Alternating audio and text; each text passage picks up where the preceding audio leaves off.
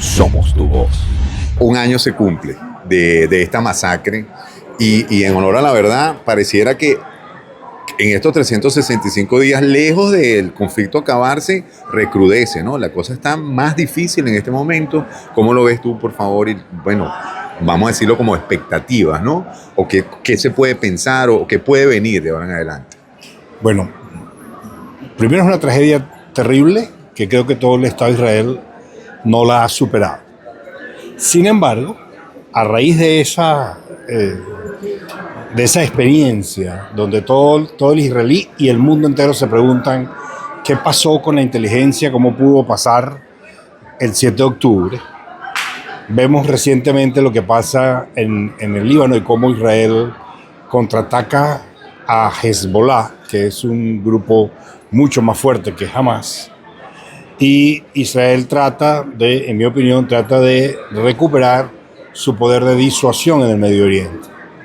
El primero, obviamente, estuvo en Gaza para tratar de eliminar o minimizar las capacidades de Hamas. Ya lo hicieron y se fueron al norte para hacer lo mismo con Hezbollah. Y ahorita, que creo que es la parte más complicada de la historia, en cualquier momento, quizás cuando alguien vea esto ya pasó, se espera que Israel ataque a Irán, que es la cabeza del pulpo.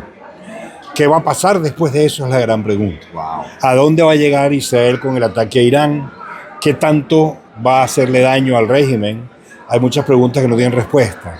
Pero la oportunidad que tiene Israel en este momento de atacar, de acuerdo, hasta el mismo el presidente Trump, el candidato, lo señaló como que es el momento para atacar las capacidades nucleares de Irán. Si Israel hace eso, la respuesta de Irán probablemente va a ser muy sólida, muy fuerte.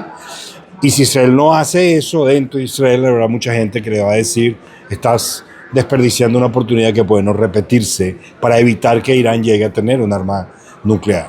O sea, está cumpliéndose un año, pero como tú dijiste al comienzo en tu pregunta, está muy lejos de terminar esta historia. Y yo sí creo que ya Israel recuperó gran parte de su capacidad de disuasión que perdió el 7 de octubre frente a sus enemigos en el Medio Oriente. Pero hasta dónde va a llegar esto, Dios sabe, hermano. Sí, sin duda.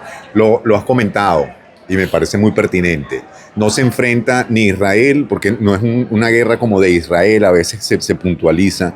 Yo siento que es, como tú lo has dicho, es el mundo democrático, son las libertades, contra unos regímenes que ni siquiera se pueden llamar en muchas oportunidades ni siquiera gobierno, sino son como una banda delincuencial. Explícanos un poco mejor ese concepto, Claro, porque o sea, yo creo que es muy válido. Claro, en el caso de Hamas sí, es un grupo que fue primero elegido, comillas, democráticamente, en el Parlamento, pero ellos terminan dando un golpe que saca a Fatah, que es el otro grupo palestino, y se mantienen en el poder desde el principio. Esto fue en el 2007, creo que fueron las elecciones.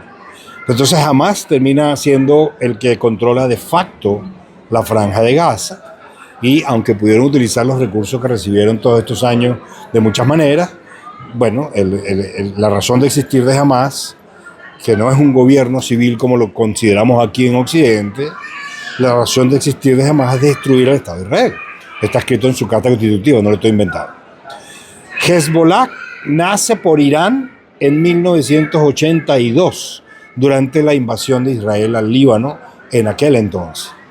Y desde entonces Hezbollah se ha convertido en un gobierno dentro del gobierno del Líbano. Es más fuerte el ejército de Hezbollah, que es paramilitar teóricamente, que el ejército del Líbano.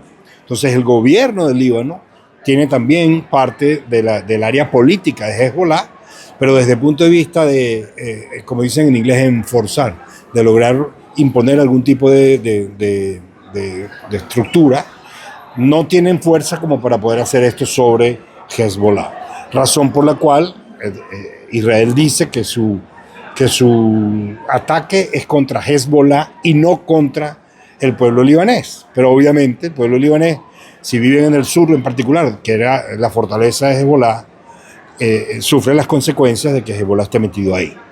Entonces, esos dos no son gobiernos. El único gobierno que todo el país tiene como legítimo es el gobierno de Irán, que estábamos hablando antes. Ni siquiera en el Yemen, que es otro de los proxies, como se dice en inglés, de Irán.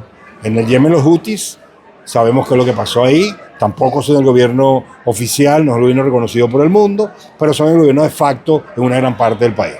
Irán sí es un gobierno cuyo régimen está en peligro, según dicen internamente, porque hay mucha gente dentro de Irán que no está contenta con el status quo, por asunto político, por las restricciones desde el punto de vista religioso. Y hay gente que está especulando que en el ataque que vaya a hacer Israel contra Irán, una de las consecuencias posibles puede ser que el régimen sufra las consecuencias como tal y tal vez hasta caiga. Ese tal vez sea wishful thinking, como dicen en inglés, pero no es una posibilidad que se tiene que descartar del todo. Eso puede llegar a pasar. Somos tu voz.